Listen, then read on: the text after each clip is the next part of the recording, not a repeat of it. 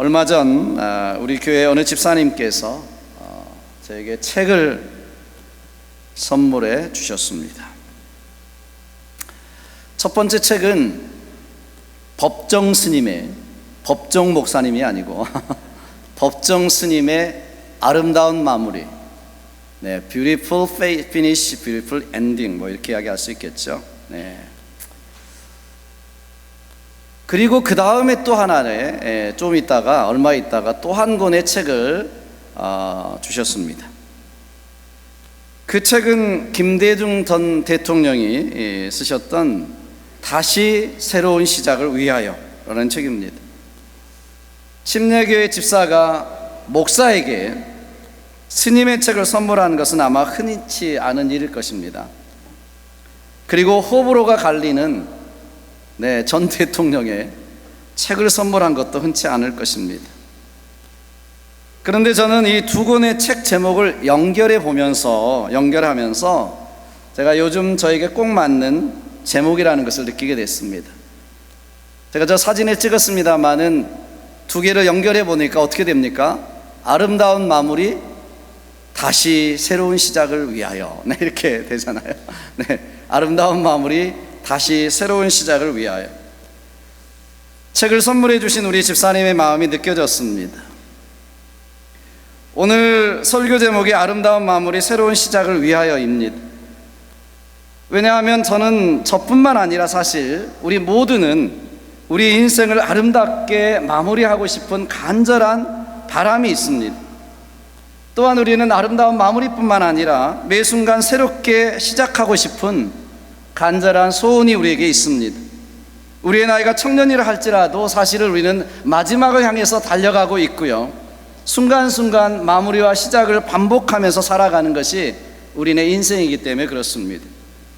사랑하는 여러분, 그렇다면 어떻게 우리는 아름다운 마무리를 할 수 있을까요? 우리는 어떻게 우리의 마무리뿐만 아니라 새로운 시작을 할 수 있을까요? 여러분, 오늘 본문에 보시면 인생의 마지막을 맞고 있는 사도 바울이 나오죠. 이제 그는 두 번째 로마 감옥에 갇혀서 나이도 70이 넘은 나이를 살아가고 있는 상황입니다. 무엇보다도 그는 이제 머지않아서 죽음이 가까웠다라는 것을, 순교가 가까웠다는 것을 육감적으로 예상하고 있습니다. 그래서 그는 오늘 본문에서 6절에서 보시면 이렇게 이야기합니다. 전제와 같이 내가 벌써 부어지고 나의 떠날 시각이 가까웠도다 고백하고 있습니다. 여기 전제라고 하는 것은 제사를 지낼 때 이제 맨 마지막에 포도주를 쏟아붓는 것이 전제입니다. 그러니까 사도 바울은 지금 자신의 마지막 숨결이 이제 하나님 앞에서 제물이 돼서 마지막으로 쏟아 부어질 것을 예상하고 있는 것입니다. 내가 세상 떠날 때가 가까웠다, 떠남이 가까웠다라는 것을 눈앞에서 보고 있는 것입니다. 사실 인간적으로 생각하면 이 사도 바울이 쓴 마지막 서신이거든요. 그의 생에 참 쓸쓸하죠. 쓸쓸하게 인생을 마치고 있습니다. 그의 말대로 고백을 보면 어떻습니까? 그는 수많은 위험, 수많은 어려움을 겪어왔던 삶을 살았습니다. 그의 말대로 유대인들에게 40에 하나 감한 매를 5번이나 맞았습니다. 여러분, 이것은요 어마어마한 것입니다. 40에 감한 매 하나를 39대를 맞은 거를 5번 맞았다. 40번 맞으면 거의 죽을 수 있기 때문에 죽지 않을 만큼 맞은 것입니다. 그래서 하나를 감해 주는 것입니다.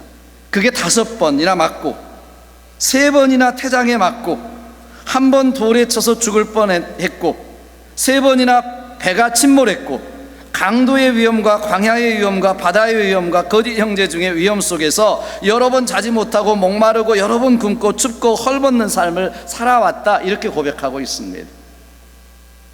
그러면서도 그는 늘 교회를 염려하며 복음을 전하는 삶을 살아왔습니다. 그런데 오늘 편지를 쓰고 있는 사도 바울의 상황은 어떻습니까? 이제 그를 기다리는 것은 그나마 그동안 옆에서 위로하던 사람들마저도 다 떠나고 딱 한 사람 누가만 남은 상태에서 차갑고 쓸쓸한 감옥, 그리고 단두대가 기다리고 있는 죽음이 그의 앞에 있습니다. 여러분, 인간적으로 생각하면 참 허망합니다. 허무합니다. 공동번역에서 오늘 본문 6절을 이렇게 번역했습니다. 나는 이미 피를 부어서 희생제물이 될 준비를 갖추었습니다. 내가 세상을 떠날 때가 왔습니다. 참 인간적으로 생각하면 쓸쓸한 인생, 쓸쓸한 고백이 아닐 수가 없습니다. 여러분, 그런데 여기 떠난다고 하는 이 떠남이라는 말은 헬라어로 보시면 아날루시스라고 하는 단어를 썼습니다. 이 단어는 두 가지 용도로 쓰여졌던 단어입니다. 한 가지 단어는 이스라엘 백성들이 광야에 가면 장막, 천막을 치고 살았는데요, 한 장소에서 도착해서 이제 어느 정도 머물다가 다른 곳으로 떠날 때 그 천막을 쳤던 줄을 풀 때, 이 푼다라고 하는 단어가 떠난다라고 하는 단어의 어원입니다. 그리고 또 하나는 배가 항구에서 매어 있다가 이제 다른 목적지를 향해서 떠나갈 때 닷줄을 풀고 배가 떠날 때 이 단어가 쓰여졌습니다. 떠난다는 단어가 쓰여졌습니다. 자, 그러니까 여러분, 어떤 경우에도 여기 지금 떠난다라는 의미가 종말을 뜻하는 말이 아니라는 것입니다. 오히려 새로운 목적지를 향해서 출발을 뜻하고 있습니다. 성경은 죽음은 결코 소멸이라고 말하지 않습니다. 우리가 이 땅에 살다가 죽는다, 소멸이 아닙니다. 오히려 새로운 출발이라고 말씀하고 있습니다. 천막의 줄을 풀고 닷줄을 풀고 이제 새로운 목적지를 향해서 여행을 시작하는 것입니다. 이게 사도 바울이 지금 이야기하고 있는 떠난다라고 하는 의미입니다. 독일의 신학자요 지도자였던 본 헤퍼라는 목사님이 있습니다. 이분이 반나치 운동을 하다가 감옥에 갇혀서 사형 선고를 받지요. 그런데 어느 날 간수가 그의 이름을 부릅니다. 이 보네포 목사님은 직감적으로 자기가 사형 날짜가 다가왔다, 이런 것을 직감적으로 느끼고 그런 신호라는 것을 압니다. 사형수에게 여러분 아시죠?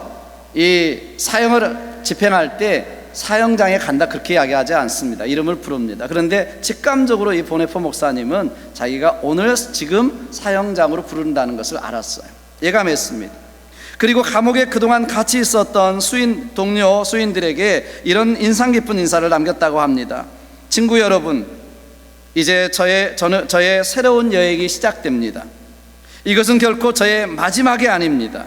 저는 새로운 여행을 위해 출발하는 것입니다. 새로운 여행을 출발한다. 여러분, 그렇습니다.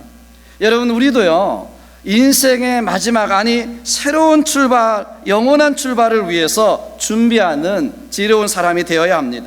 죽음 앞에서도 인생의 마지막을 향해서도 담대하게 외칠 수 있고 담대하게 우리가 하나님 앞에 바랄 수 있는 그러한 사람이 되어야 되는 것입니다.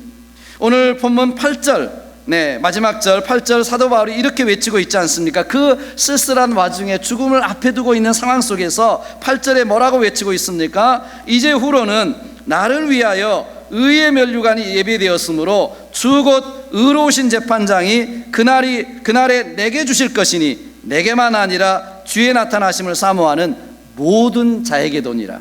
믿으시면 아멘 하시길 바랍니다. 모든 자에게 의의 면류관.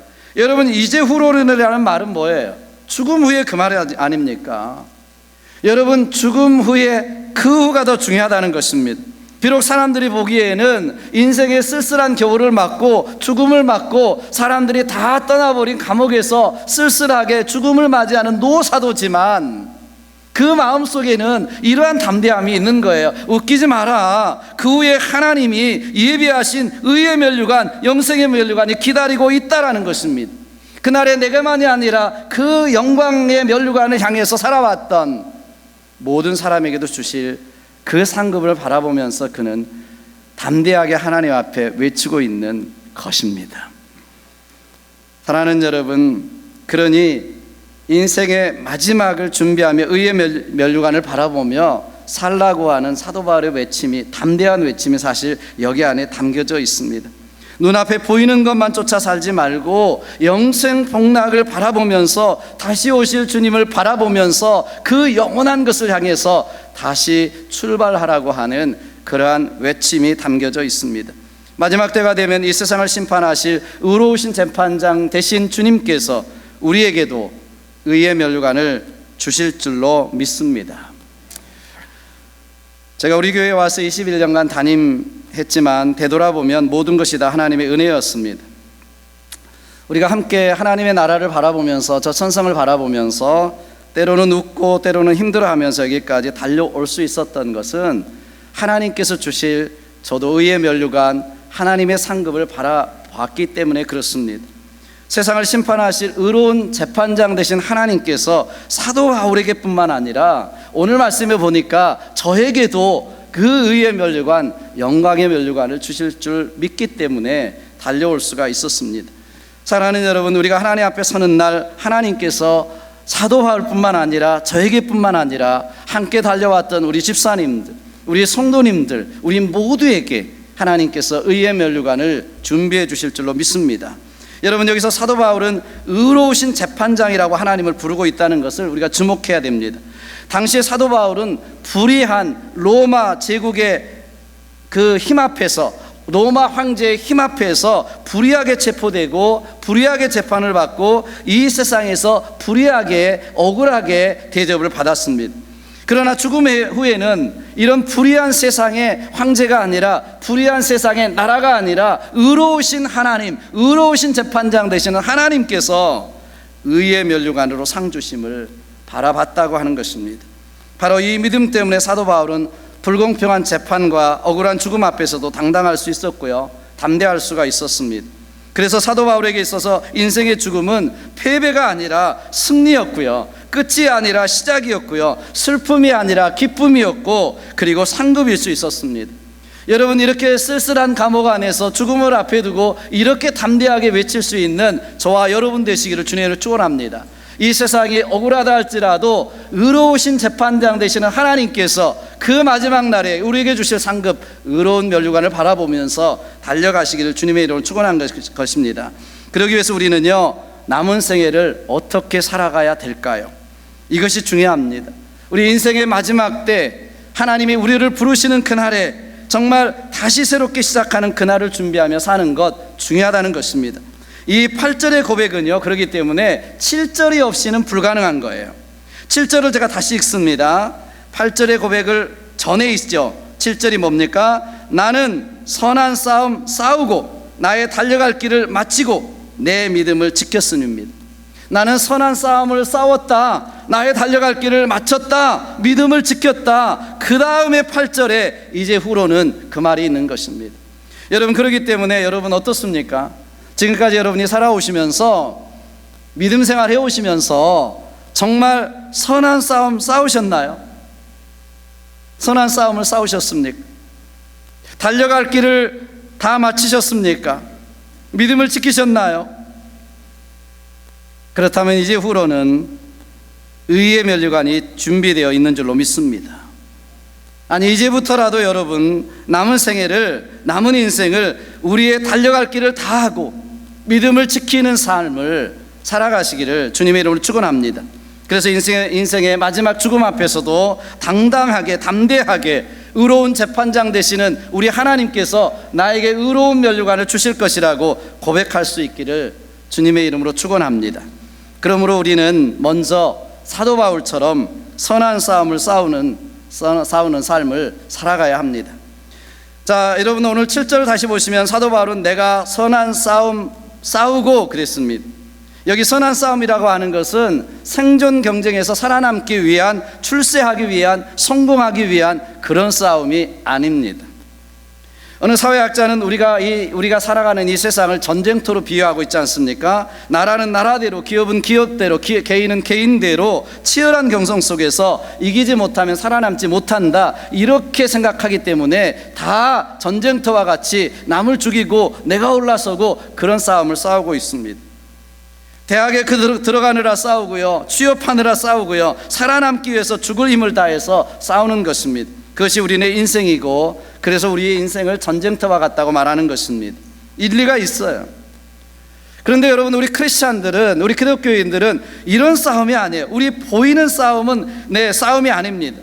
혈과 육에 대한 싸움이 아니라고 말합니다. 실패냐 출세냐 이런 싸움이 아니라는 것입니다. 우리의 싸움은 어떤 싸움이에요? 영원히 죽느냐 영원히 사느냐의 싸움인 것이고요, 영원에 대한 싸움인 것입니다.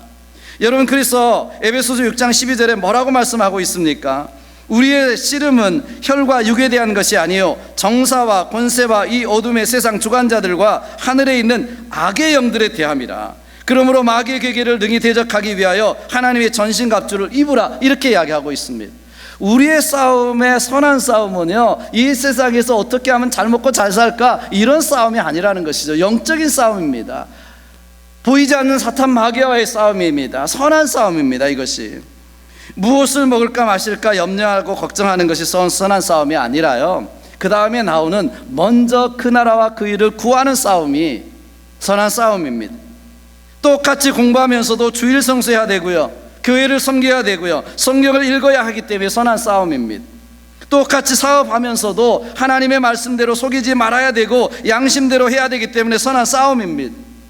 똑같은 인생을 살더라도 남들이 다 하는 도박, 쾌락, 피할 것은 피하고 안 할 것은 안 해야 되기 때문에 선한 싸움입니다. 우리는 하루에도 하나님의 자녀답게 살기 위해서 내 마음에 죄악된 생각과 정욕과 교만과 욕심과 자랑 등과 싸워야 하기 때문에 선한 싸움인 것입니다. 여러분, 이 싸움을 피하면 싸움이 일어나지 않습니다. 선한 싸움도 마귀가 하라는 대로 하면, 가만히 있으면 싸움이 일어나지 않아요. 사탄 마귀도 자기 편은 가만히 둡니다. 적당히 신앙생활 하려고 하면 여기 사도 바울이 말한 선한 싸움이라는 것이 일어나지 않습니다. 실감나지 않습니다. 우리가 하나님의 전신갑주를 입고 하늘의 악한 영들과 싸우는 그런 것들이 실감나지 않습니다. 적당히 여러분들이 주일날만 나와주고 기독교인이라고 하는 배지 하나 달고 다니면 신앙생활에 갈등 하나 일어나지 않습니다. 적당히 이름 있는 교회 집사 배지 하나 달고 다니면 신앙에 폼납니다. 그러다가 술집에 갈 때는 배지 떼고 죄 지을 때는 배지를 떼면 필요할 때만, 여러분 교회 올 때만 붙이면 그만입니다. 여러분, 시간이 되면 하고 형편이 되지 않으면 안 하는데 무슨 싸움이 되겠습니까? 인생에 선한 싸움이 안 됩니다. 여러분, 적어도 선하게 살려고 하고 의롭게 살려고 하고 경건하게 살려고 하니까 싸움이 일어나는 것입니다. 믿음으로 신앙으로 살려고 하니까 갈등이 생기고 마음의 싸움이 시작되는 것입니다. 없는 시간 쪽에서 없는 형편 가운데서도 내가 믿음으로 살려고 하니까 선한 싸움이 일어나는 것입니다. 여러분, 그러나 이 싸움을 포기하지 말아야 됩니다. 선을 행하되 낙심하지 말지니 때가 이름에 거두리라고 하나님 말씀하고 있기 때문에 그렇습니다. 오늘 또 우리는 사도 바울처럼 인생의 마지막 순간을 바라보면서 내가 믿음의 선한 싸움을 다 싸웠다고 고백할 수 있는 저와 여러분 되시기를 주님의 이름으로 축복합니다. 둘째로, 우리는 나의 달려갈 길을 마치는 삶을 살아야 합니다. 오늘 사도 바울은 나의 달려갈 길을 다 마치고 이렇게 고백하고 있습니다. 여기에 달려갈 길이라고 하는 것은 드르몬이라고 하는 단어를 썼는데요, 이 단어는 마라톤 경기에서 정해진 경주 코스를 뜻하는 뜻입니다. 그러니까 사도 바울은 하나님께서 맡겨주신 사명을 완수하기 위해서요, 여러분 전생애를 통해서 마치 마라톤 경주를 하는 것처럼 쉬지 않고 그 코스를 향해서 달려오고 또 달리고 끝까지 달려왔다. 내가 죽음이 눈앞에 있는 이 순간까지 그 코스를 달려왔다고 고백하고 있는 거예요. 감동이 좀 안 되십니까? 네? 감동이 안 되세요. 정말 거기까지 달려왔던 노사도의 그 마음을 한번 생각해 보십시오. 감옥 안에 쓸쓸하게 있지만 여기까지 내가 달려왔다. 내가 달려왔다. 내 믿음을 지켰다. 나의 달려갈 길을 마치는 삶을 살았다. 근데요, 여러분, 여기서 마치고라고 하는 단어는 승리했다는 단어라는 말이 아니라 포기하지 않고 끝까지 달렸다는 것을 의미합니다. 그러니까 여러분, 승리보다도 더 중요한 것은 끝까지 완주하는 것을 의미합니다. 내게 주신 분량대로 최선을 다해서 포기하지 않고 끝까지 경주했을 때 하나님께서 그것이 크든 작든 우리에게 상 주시고 칭찬해 주시고 의의 면류관 주시고 하나님이 알아주시고 인정해 주신다는 것이에요. 올림픽 하이라이트 마라톤 경기는 여러분 아시잖아요. 42.19km입니다. 여러분 처음에 마라톤 경기가 아무리 먼저 빨리 달리든 중간에 빨리 달리든 소용이 없어요. 끝까지 달린 사람만 상을 받을 자격이 있습니다. 아무리 처음에 빨리 달렸다 할지라도 중간에 아무리 빨리 달려도 마지막까지 끝까지 완주하지 못하면 탈락입니다. 탈락. 여러분 그러나 마라톤 경기 보십시오. 꼴찌라 할지라도 끝까지 달린 사람들에게는 관중들이 다 남아서 환호를 보내고 박수갈채를 보내는 것입니다. 아무리 꼴찌로 몇 시간 만에 돌아왔어도. 여러분 그렇다는 것이에요. 여러분 그런 의미에서 우리 신앙생활도 마라톤 경기에 비교할 수 있는 거예요. 우리가 예수 그리스도 안에서 거듭나는 순간, 하나님의 자녀가 되는 순간 우리는 우리에게 달려갈 하나의 경주가 있는 것입니다. 저 천성을 향해서, 하나님 나라를 향해서, 영혼을 향해서 달려가는 믿음의 경주를 하고 있는 것입니다. 그 코스가 정해진 것입니다. 여러분 어떻게 우리는 그 믿음의 경주를 완주할 수 있을까요? 성경 히브리서 12장 1절은 이렇게 기록하고 있습니다. 이러므로 우리에게 구름같이 둘러싼 허다한 증인들이 있으니 모든 무거운 것과 얽매이기 쉬운 죄를 벗어버리고 인내로서 우리 앞에 당한 경주를 경주하며. 그러니까 이 경주는 하나님 앞에서 허다한 증인들, 허다한 사람들이 우리를 지켜보고 있다는 거예요.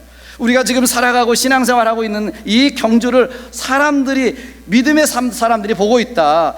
어떤 사람들이 볼까요? 우리 믿음의 역사상 가지고 있었던 수많은 증인들, 그죠?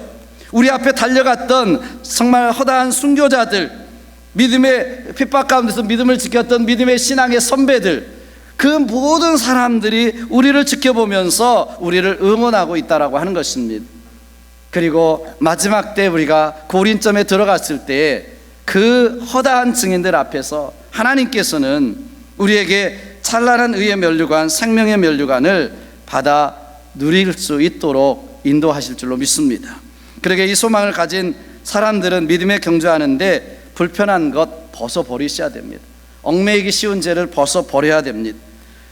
유혹과 죄를 벗어버리고 경주에 몰두해야 됩니다. 사탄의 유혹과 시험이 많고 어려움도 있기 때문에 중도에 포기할 수 있기 때문에 이런 것들을 벗어버리고 우리가 달려갈 때 우리는 달려갈 수 있는, 또 완주할 수 있는 그런 은혜가, 또 축복이 있게 되는 것입니다. 사랑하는 여러분 그동안 믿음의 경주는 어디까지 달려왔다고 생각하세요? 어디까지 달려오셨나요? 믿음의 경주. 혹시 중간에 포기한 적은 없으신가요? 어떤 분 말씀대로 혹시 중간에 필름이 끊긴 적은 없으십니까? 내 인생을 살아오면서 믿음의 경주를 해오면서 야 여기 끊겼다. 여러분 혹시 주저앉아 있다면 일어나 걸으십시오. 그리고 천국을 향해 달려가십시오. 그 문은 좁고 협착하여 가는 사람이 적다고 말씀하고 있습니다. 그러나 그 길은 영광의 길이고 승리의 길이고 영생의 길인 줄로 믿습니다. 혹 여러분 중에 무거운 짐 때문에, 얽매이기 쉬운 죄 때문에 경주하기 힘이 드신 분이 있습니까? 이제 그만 내려놓으십시오. 나의 욕심이 우리의 발걸음을 무겁게 합니다. 세상적인 욕심과 쾌락이 우리의 눈을 한눈 팔게 만듭니다. 나의 결단하지 못하는 마음과 게으름이 자꾸 경주를 내일로 미루게 합니다. 이런 것을 과감하게 벗어버릴 수 있어야 우리는 뛸 수 있습니다. 경주할 수 있습니다. 이런 것들을 내려놔야 쉽게 달릴 수가 있고요, 우리는 신바람 나는 신앙생활의 경주를 할 수가 있습니다. 그리고 우리가 정말 하나님 앞에 서는 그날에도 우리가 담대하게 오늘 사도 바울처럼 나는 달려갈 길을 다 마쳤다 이렇게 고백할 수 있고, 이러한 담대함과 하나님의 축복이 있게 되는 줄로 믿습니다. 이제 저와 여러분도 잠시 헤어집니다. 그러나 여러분은 여러분대로 각자의 삶에서 여러분의 달려갈 경주를 경주하시고, 저도 남은 생의 남은 시간들을 나의 달려갈 길을 경주하면서 우리가 다 우리의 경주를 마쳤다, 나의 달려갈 길을 다 마쳤다 고백할 수 있고, 그날 아침 거기서 배울 수 있게 되기를 주님의 이름으로 축복합니다. 마지막으로 우리는 믿음을 지키는 삶을 살아야 합니다. 사도 바울은 마지막으로 뭐라고 고백합니까? 믿음을 지켰으니 라고 고백합니다. 여기 믿음에 대해서는 전통적으로 세 가지 이 해석이 있습니다.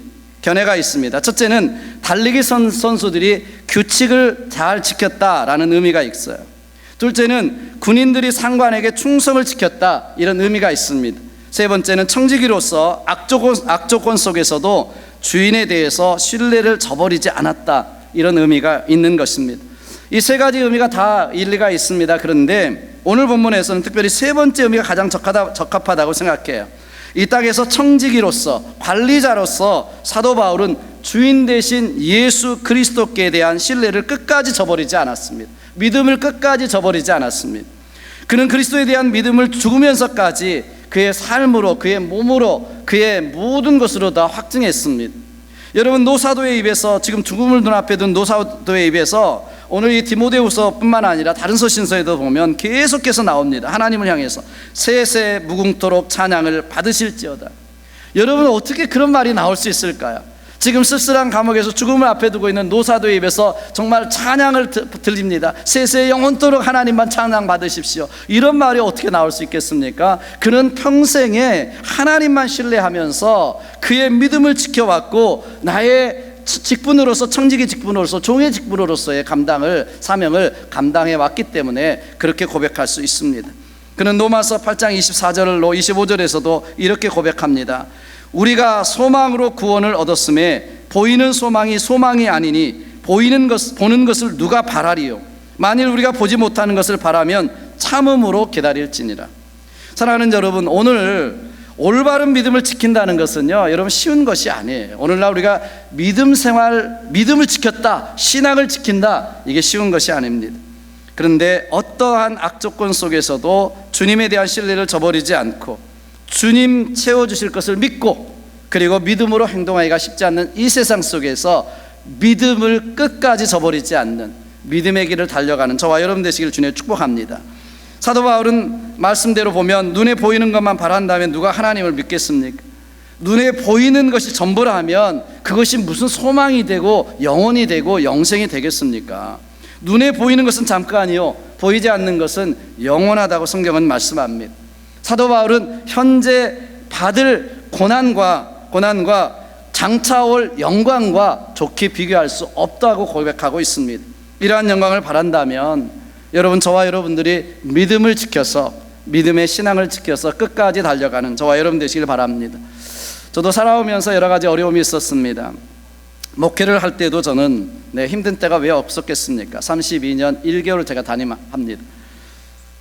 기도가 나오지 않고 설교하러 강대상에 올라가는 것이 여러분 눈치 못 챘을지 모르겠지만 두려울 때가 있었습니다.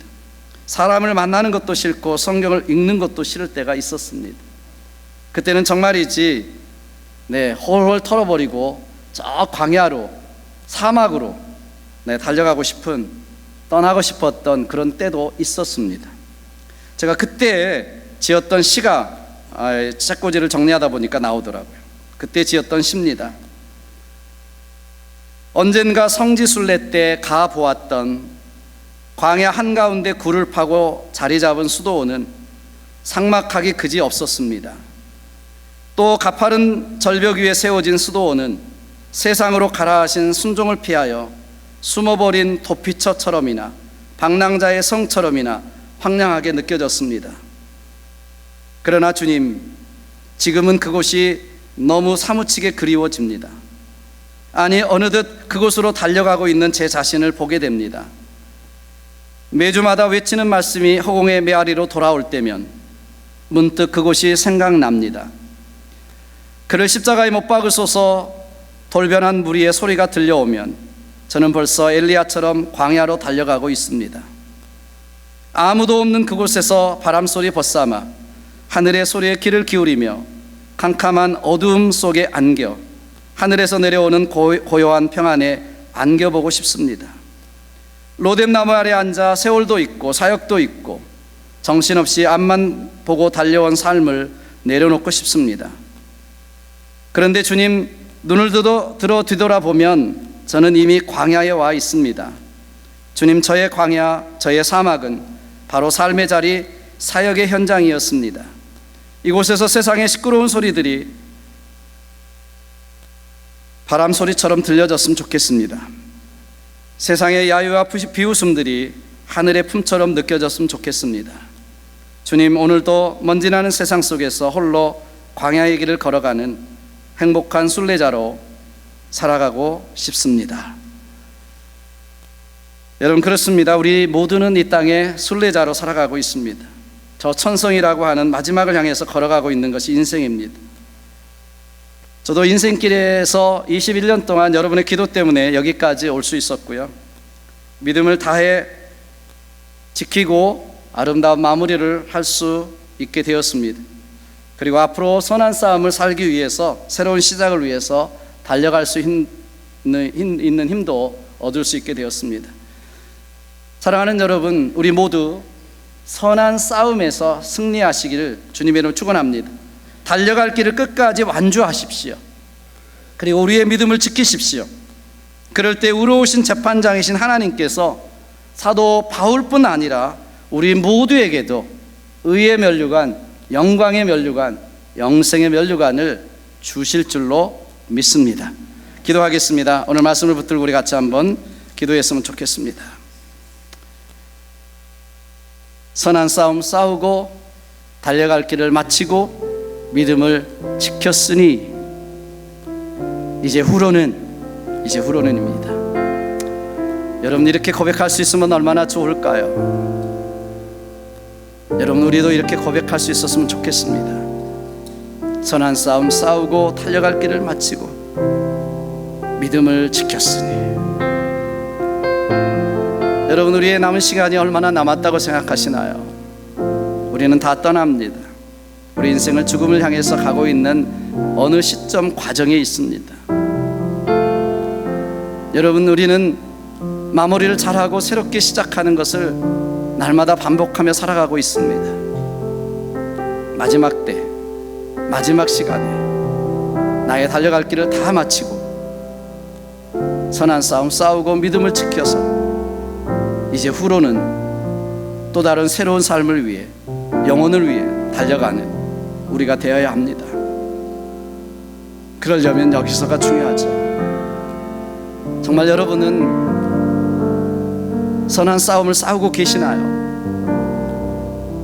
달려갈 길을 계속 달려가고 계십니까? 믿음을 지켜서, 다 지켜서 살아가고 계십니까? 우리 한번 이 말씀을 붙들고 한번 기도했으면 좋겠습니다. 하나님, 남은 시간은 이렇게 달려갈 수 있도록 도와주십시오. 남은 경주를 끝까지 믿음으로 달려갈 수 있도록 도와주십시오. 우리 같이 한번 기도하면서 나가겠습니다. 통성으로 기도하십니다. Let's pray together.